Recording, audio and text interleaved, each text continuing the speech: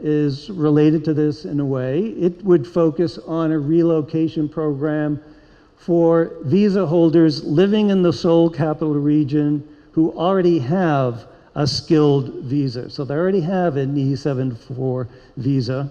And it would be to encourage them to try to move to one of the designated areas outside Seoul. And again, this could benefit not only the workers, but also the regions.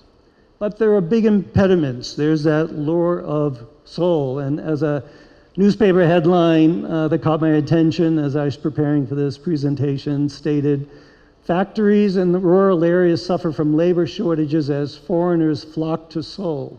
So it's there's an out-migration, not just of some of the local Korean natives in those areas, but also of the foreign workers themselves.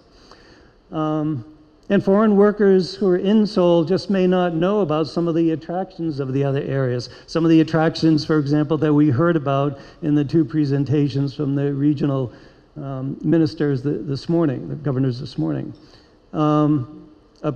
They may be reluctant to uproot once they're settled in the Seoul region, and they may be daunted by the process of moving out to one of these outlying areas.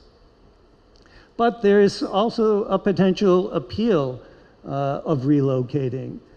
They would encounter much lower living costs, especially housing costs, which would be especially important if they're intending to bring their spouses and have children.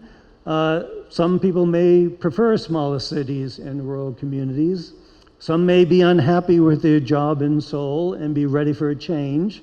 And some may see value in the greater opportunity for spousal employment and for a quicker path to permanent residency if they were actually switched to the new E-74R visa that would be applicable in those areas.